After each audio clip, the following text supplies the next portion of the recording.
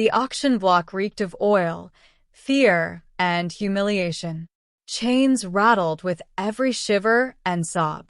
Alien girls, barefoot, underfed, and silenced, stood in rows, branded and broken. Across the platform, loud alien merchants bellowed numbers while fat-fingered bidders barked in overlapping tongues. Among them stood Lyrix. Ears down, skin marked with ownership ink, she kept her gaze low, as trained.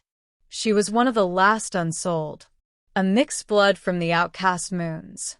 Silver-hued skin, delicate frame, and haunting blue eyes that got her noticed but not bought. Most preferred their slaves either docile or fierce, not quietly intelligent. Her last owner had called her defective.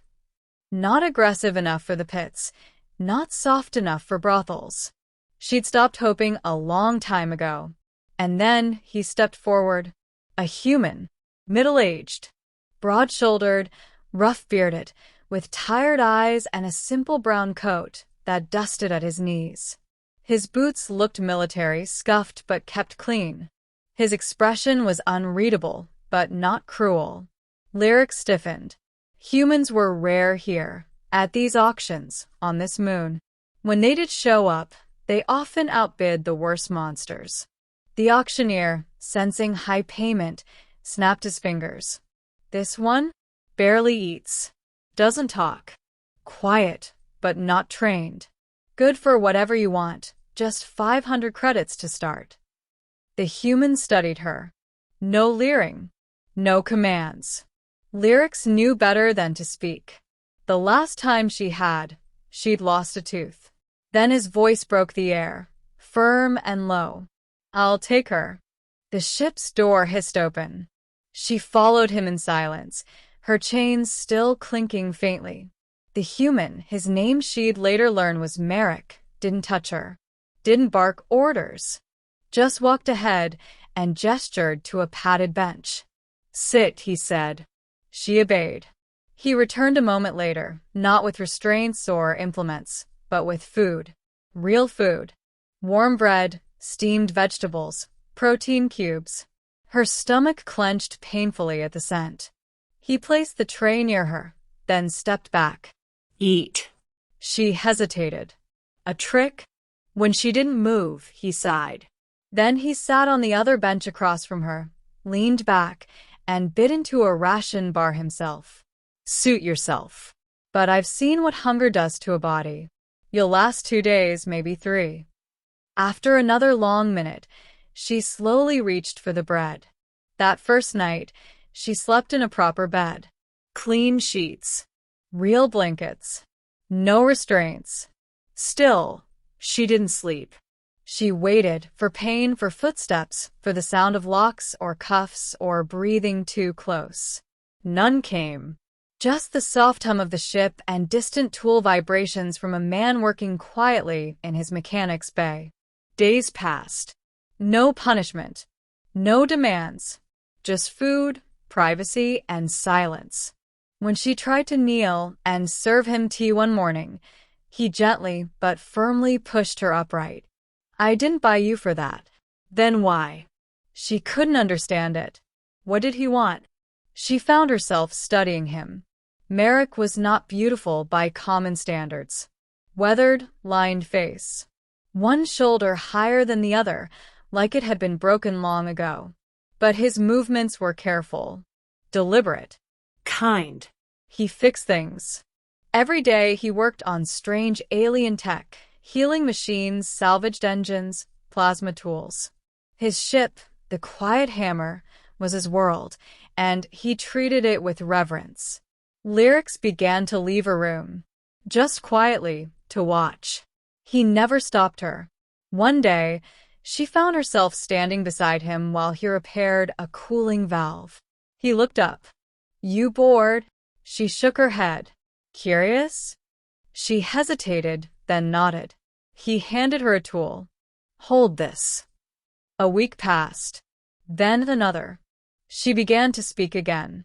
Short sentences. Simple words. He taught her mechanics, slowly, patiently. She learned faster than he expected. She'd been property most of her life, but never stupid. When she fixed a circuit array solo, he smiled for the first time. Damn. You're good. Warmth bloomed in her chest. Not lust. Not hunger. Something gentler. Strange.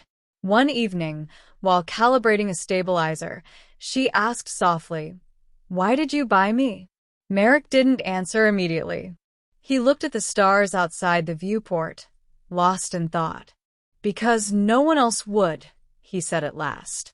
"Because I've seen what they do to girls like you. And I couldn't leave you there. But I was a slave. Broken. You were a person," he said. "Still are." Her voice cracked. "Then why feed me? Give me space? Treat me kind?" He turned to her, voice soft now. "Because I knew someday you'd stop flinching long enough to feel what you deserve. Not just food. Not just safety." He paused. "Pleasure. Peace. Joy. Freedom. Things they tried to beat out of you."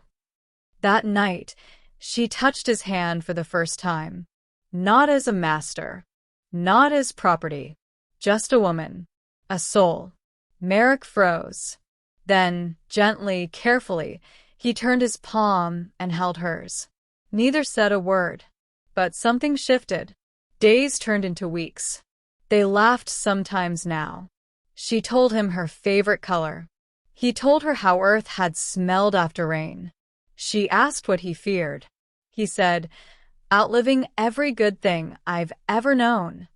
She whispered, "Then you shouldn't let me go." He looked at her then, with eyes that finally softened. "I never planned to." Their kiss was quiet. No command. No pressure. Just warmth. Healing. Mutual. He carried her to his bed not like a man taking what he owned, but like a soul accepting what had been freely given. And he gave her what no one ever had. Pleasure not born of conquest, but of care. Not domination, but devotion. In time, Lyrix asked him to remove the brand. He burned it off himself, then tattooed her with a new mark, one she chose. It read, "Free. Loved. Home."